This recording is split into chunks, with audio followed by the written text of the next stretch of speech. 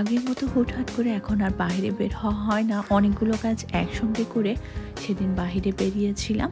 আজকের ব্লগে থাকছে কিছু ইনফরমেশন। সাদাত সোনাকে নিয়ে প্রথমবার কোথায় কোথায় গিয়েছি, ভীষণ মজার একটা mutton biryani recipe. Hello everyone, welcome to our another new blog. সময় কত দ্রুত চলে যায়, তাই না? আলহামদুলিল্লাহ, আমার সাদাত সোনার বয়স কিন্তু 1 মান্থ শেষ হয়ে গিয়েছে। বাট যেদিন আমি এই ব্লগটা করেছি তখন তার বয়স ছিল মাত্র 23 দিন। প্রথমবারের মতো মাম্মা পাপার সঙ্গে সাদাত সোনা বাহিরে যাবে, তাই তো তাকে রেডি করিয়ে দিলাম। আর আমার প্রচণ্ড মাথা ব্যথা করছিল, 1 কাপ চা খেয়ে নিচ্ছিলাম। ভিডিওটা আমি করেছি রমাদান মাসে। আমি কিন্তু রোজা ছিলাম না, বাট বিদ্যুৎ রোজা ছিল, তাই শুধু আমার জন্য চাটা বানিয়ে নিয়েছি। ডার্ক সার্কেল দেখে বোঝাই যাচ্ছে প্রতিদিন রাতে ঠিকমতো ঘুম হয় না। সেই সঙ্গে একটা পেইন কিলার খেয়ে নিলাম, কারণ অনেক দিন পরে যেহেতু বাহিরে যাচ্ছি অনেক হাঁটাহাঁটি করা পড়বে, আর অনেকগুলো কাজ সঙ্গে নিয়ে বের হচ্ছি আজকে। অ্যাট ফার্স্টে চলে গেলাম ওভিএসে। যেহেতু শীতটা চলে যাচ্ছে, আমাদের একটু পাতলা ব্ল্যাঙ্কেট কিনতে হবে, তার জন্য ওভিএসে চলে এসেছি। ওভিএসে এসে অনেক সুন্দর সুন্দর সামার কালেকশন দেখলাম। ঘর সাজানো সুন্দর সুন্দর ডেকোরেশন আইটেম দেখে আমার তো পুরো মাথা চক্কর দিচ্ছিল, বাট সব কিছুর অনেক বেশি দাম ছিল। তো যেহেতু আমরা বাহিরে যাব আর অনেকগুলো কাজ আছে, তাই আর কোনো কিছু কেনাকাটা করা হয়নি। বাট ব্ল্যাঙ্কেটগুলো আমরা পছন্দ করে এক পাশে রেখে গিয়েছি, ব্যাক করার সময় এগুলো নিয়ে যাব। আজকে অনেকগুলো কাজ করতে হবে, তাই বেশ তাড়াহুড়া করছিলাম। আমি অ্যাট ফার্স্টে আপনাদেরকে বলেছি কিছু ইনফরমেশন শেয়ার করব। সেটা হচ্ছে ইটালিতে যে সকল বাচ্চা জন্মগ্রহণ করে তাদের জন্য কিছু বোনাস এবং সুযোগ সুবিধা থাকে এখানকার সরকারের পক্ষ থেকে। আর যে সকল বাচ্চারা অন্যান্য দেশ থেকে ইটালিতে আসে তাদের জন্য আলাদা ধরনের সুযোগ সুবিধা থাকে। তো আমরা অ্যাট ফার্স্টে সাদাতের রেসিডেন্ট করার জন্য ফটো স্টুডিওতে যাচ্ছি।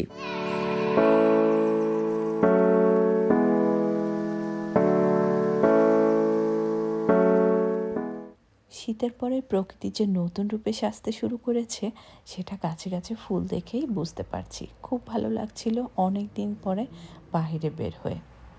এই ফলের দোকানটাতে অনেক ফলের সঙ্গে লাল টকটকে মরিচও দেখতে পেলাম। এগুলো কতটুকু ঝাল হবে ঠিক বলতে পারছি না। স্টুডিওর ঠিক অপোজিটেই ফলের দোকানটা ছিল।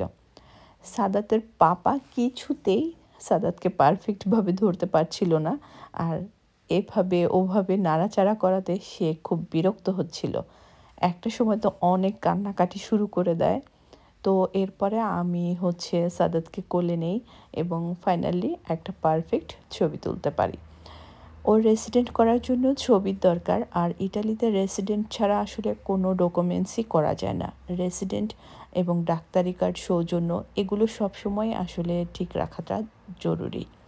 তো আমাদের সাদাতের ডাক্তারি কার্ডটাও হয়ে গেছে। এখন ওর রেসিডেন্ট করার জন্য আমরা কমিউনিতে চলে এসেছি। আর আমার বেবি সোনা স্টলারে বসবে না, তার পাপার কোলে এসেছে, আর আমি খালি স্টলার টেনে নিয়ে যাচ্ছি। তো যাই হোক, আমরা কমিউনিতে চলে এসেছি। কমিউনি আসলে 12টা থেকে 12:30টার ভেতরে বন্ধ হয়ে যায়। অনেক ভিড় ছিল, ওয়েট করছিলাম। আর আমার ছেলেও প্রচণ্ড কান্নাকাটি করছিল, তাকে এখানে খাইয়ে দিয়ে আমি ঘুম পাড়িয়ে দিয়েছি। বেশ লম্বা লাইন। আমরা এরপরে চলে যাব পোস্ট অফিসে। ইটালিতে জন্মগ্রহণ করা বাচ্চারা একটা সময় 4টা বোনাস পেত, বাট এখন পর্যন্ত 4টা বোনাস অন্যান্য সিটিতে পাচ্ছে কিনা সেটা আসলে বলতে পারছি না। তবে কোমো সিটিতে আমি 3টা বোনাসের কথাই শুনেছি। এই সকল বোনাস পেতে হলে আপনার অবশ্যই ইজে থাকা প্রয়োজন। ইজে হচ্ছে বাৎসরিক আয়ের একটা পেপারস, যেটা যে কোনো কাপ থেকে আপনি করে নিতে পারেন। পোস্ট অফিসের সামনে একটা বাচ্চাদের পার্ক আছে, সেখানে আমি সাদাতকে নিয়ে ওয়েট করছিলাম। বিদ্যুৎ অলরেডি পোস্ট অফিসে চলে গেছে। ফার্স্ট বোনাসটা হচ্ছে কার্তা কুইজতো। এটার জন্য পোস্ট অফিসে একটা দোমান্দা করতে হবে, আর এই বোনাসটা পেতে হলে অবশ্যই ইজে লাগবে এবং ওরা আপনার কাছে চাইবে সৌজন্য এবং কার্তা যেই কার্ডটা সেটা। বাবা মা দুজনের একজনের নামে এই কার্ডটা করা যায়, আর এই কার্ডটাতে থাকবে 80 ইউরো প্রতি মাসে আপনি 40 ইউরো করে পাবেন। 2 মাসের টাকাটা একসঙ্গে আসে। আর এই টাকাটা শুধুমাত্র আপনি ফার্মেসি এবং হচ্ছে সুপার শপেই খরচ করতে পারবেন। সেকেন্ড বোনাসটা হচ্ছে বেবি বোনাস। বাচ্চা জন্মের 90 দিনের ভেতরে যে কোনো কাফে যেয়ে আপনি এই দোমান্তাটা করতে পারেন। আর এক্ষেত্রে হচ্ছে ইজে এবং পার্মানেন্ট রেসিডেন্ট অবশ্যই লাগবে। আর এখানে হচ্ছে 180 ইউরোর মতো মান্থলি আপনি বাচ্চার জন্য পেয়ে যাবেন। আর এই টাকাটা ক্যাশ তুলতে পারবেন। এই টাকা দিয়ে আপনি আপনার বাচ্চার জন্য যে কোনো কিছুই কেনাকাটা করতে পারবেন। থার্ড বোনাসটা হচ্ছে আসিনো মাতারনিতা। বাচ্চা জন্মের 6 মাসের ভেতরে আপনি যে কমিউনিটিতে থাকেন সেখানে যেয়ে এই বোনাসটার জন্য অ্যাপ্লাই করতে হবে। এক্ষেত্রে লাগবে হচ্ছে ইজে, কার্তা কার্ড, সৌজন্য এবং মায়ের একটা ব্যাংক অ্যাকাউন্ট। বাবার ব্যাংক অ্যাকাউন্টে কিন্তু এই বোনাসের টাকাটা আসবে না। তো আজকে আমি আমার একটা ব্যাংক অ্যাকাউন্ট করেছি। আমি অ্যাকাউন্টটা করে এখানে একটু ঘোরাফেরা করছি। আর বিদ্যুৎ চলে গিয়েছে সোয়াতকে স্কুল থেকে আনতে। ওর স্কুল ছুটি হয়ে যাবে। সোয়াতের জন্য 2টা ব্রেসলেট কিনলাম। আমার এখনও এই বোনাসটার জন্য অ্যাপ্লাই করা হয়নি। আমি ডেট পেয়েছি হচ্ছে জুলাই মাসে। 2024 সালে এই বোনাসটার অ্যামাউন্ট হচ্ছে 1900 ইউরো। আর ইজের উপরে ডিপেন্ড করেই কিন্তু এই বোনাসটা দেওয়া হয়। দেখা যাক সব কিছু ওকে থাকে, ইনশাল্লাহ আমিও হয়তো এই বোনাসটা পেতে পারি। যারা ইটালিতে আছেন তারা অবশ্যই এই বোনাসগুলো সম্পর্কে জানেন। আর যারা আমার মতো ফার্স্ট এই বোনাসগুলোর জন্য অ্যাপ্লাই করবেন বা নতুনভাবে ইটালিতে ফ্যামিলিকে নিয়ে আসবেন, তাদের হয়তো কিছুটা হলেও উপকারে আসবে আমার আজকের এই ইনফরমেশনগুলো। আমি আসলে অনেক কিছু জানি না ইটালি সম্পর্কে। যতটুকু জানি বা যতটুকু জেনেছি সেখান থেকে আপনাদের একটু হলেও ধারণা দেওয়ার চেষ্টা করেছি। যদি কোনো ভুল ত্রুটি হয়ে থাকে তাহলে আমাকে কমেন্টস করতে পারেন। আমি সঠিক তথ্য জেনে আপনাদেরকে আবার জানিয়ে দেওয়ার চেষ্টা করব। আর আমি শুধুমাত্র ইটালির কোমো সিটির যেই বোনাসটা দেওয়া হয় সেটা সম্পর্কে আপনাদেরকে বলেছি। অন্যান্য সিটিতে হয়তো এর চেয়ে আরও অনেক বেশি সুযোগ সুবিধা থাকতে পারে। সাদাত তো আমাকে খুবই বিরক্ত করছিল, কারণ লং টাইম ধরে আমরা বাহিরে আছি। সোহাত আর ওর পাপার জন্য ওয়েট করছিলাম। এবারের ঈদে আমরা কিন্তু কোনো শপিংই করিনি। দেশে থেকে যেই ড্রেসগুলো কিনে আনা হয়েছে সেগুলো এখনও ইউজ করা হয়নি, তাই আর কেনাকাটাও করা হয়নি। আর রমাদান মাসে যেহেতু আমি এই কাজগুলো করেছিলাম, তাই ভাবলাম সাদাতের জন্য কিছু কেনাকাটা করি। তো একটা বেবি শপে ঢুকে সাদাতের জন্য 4টা ড্রেস কিনি। সাদাত তো প্রচণ্ড কান্না করছিল। আর ও যখন কান্না করে তখন ও একমাত্র আমার কাছে আসলেই শান্ত হয়ে যায়। বিদ্যুৎ ওকে কিছুতেই রাখতে পারছিল না। আর ও যখন কান্না করে একদম অনেক কান্না করে। বেশ রাগী আমার ছেলে। তো টুকটাক তাড়াহুড়া করে 3-4টা ড্রেস কিনে তাড়াতাড়ি বেরিয়ে যাই।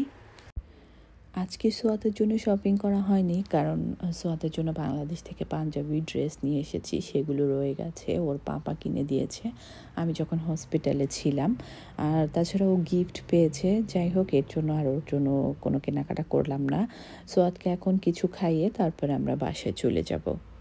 অন্য দেশ থেকে যে বাচ্চাগুলো ইটালিতে আসে তাদেরও কিন্তু ইটালিয়ান সরকার একটা বোনাস দিয়ে থাকেন। সেই বোনাসটার নাম হচ্ছে আসেনিয়া উনিকো। এই বোনাসটার জন্য আপনি যে কোনো কাপ থেকে দোমান্দা করতে পারেন। বাচ্চারা অবশ্যই সৌজন্য লাগবে। বোনাসের অ্যামাউন্ট হচ্ছে 180 ইউরো, যেটা প্রতি মাসেই বাচ্চাটা পেয়ে থাকে। যেমন আমার ছেলে সোয়াতো পায়, এবং এই বোনাসটা 21 বছর পর্যন্ত সেই বাচ্চাটা পাবে।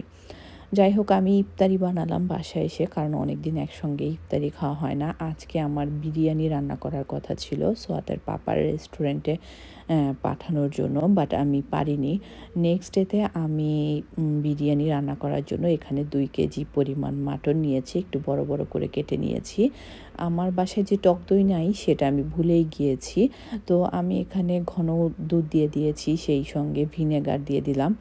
আর দিয়ে দিয়েছি ধনিয়ার গুঁড়ো, জিরার গুঁড়ো, গরম মশলার গুঁড়ো, লাল মরিচের গুঁড়ো, আদা রসুনের পেস্ট, লবণ, আর হচ্ছে পেঁয়াজ বাটা দিয়েছি, কারণ পেঁয়াজটা কাটতে আমার অনেক বেশি সময় লাগবে। তো ঝটপট সাদাতকে রেখে যেহেতু আমি রান্না করব, তো বাদাম বাটা দিয়ে দিয়েছি। আর বিরিয়ানির মশলা দিয়ে দিচ্ছি, শানের বিরিয়ানির মশলা। শানের বিরিয়ানির মশলাটা দিলে এই বিরিয়ানিটা খেতে বেশি ভালো লাগে। অনেকটা পাকিস্তানি স্টাইলে আমি আর কি বিরিয়ানিটা করলাম। তো মাংসগুলো আমি মেখে রেখেছি 2 ঘন্টার জন্য, আর কিছু আলু ভেজে নিয়েছি লবণ আর ফুড কালার দিয়ে। আলুগুলো তুলে আমি একই তেলে দারচিনি, তেজপাতা, গোলমরিচ এবং কালো এলাচ, লং দিয়েছি। এলাচ দেইনি কারণ বিরিয়ানির মশলাতে অনেকগুলো এলাচ ছিল।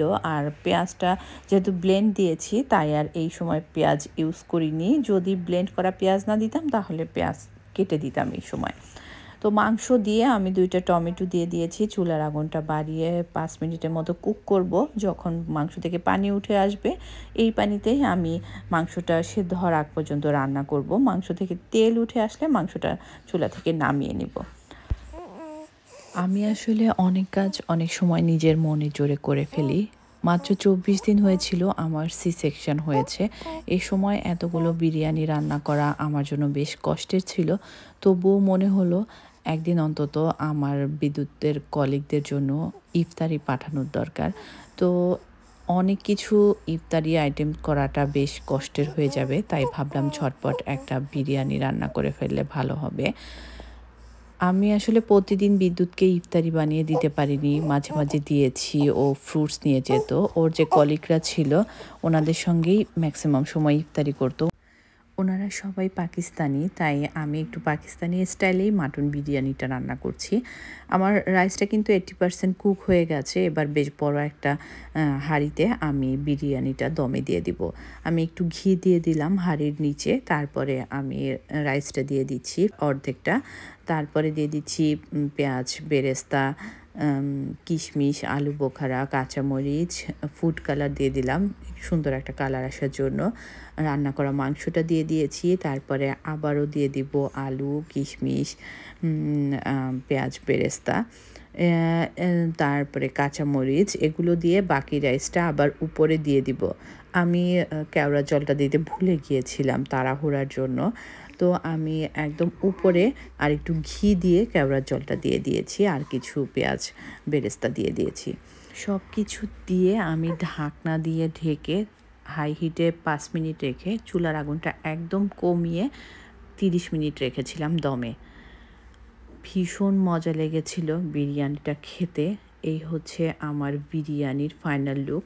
পরিবেশন করার আগে একটু সব কিছু মিক্স করে তারপরে সার্ভ করতে হবে। অ্যাট ফার্স্টে আমার ছেলেকে আমি দিয়েছি খেতে। ও তো বিরিয়ানি ভীষণ পছন্দ করে, আর বিরিয়ানি পছন্দ করে না এমন মানুষ খুঁজে পাওয়া ভীষণ মুশকিল। ওর রেস্টুরেন্টের যে মালিক উনিও নাকি খেয়েছিলেন, সবারই ভালো লেগেছে। আপনাদের কেমন লেগেছে কমেন্ট করে জানাতে পারেন। আজ এখানে বিদায় নিচ্ছি। আল্লাহ হাফেজ।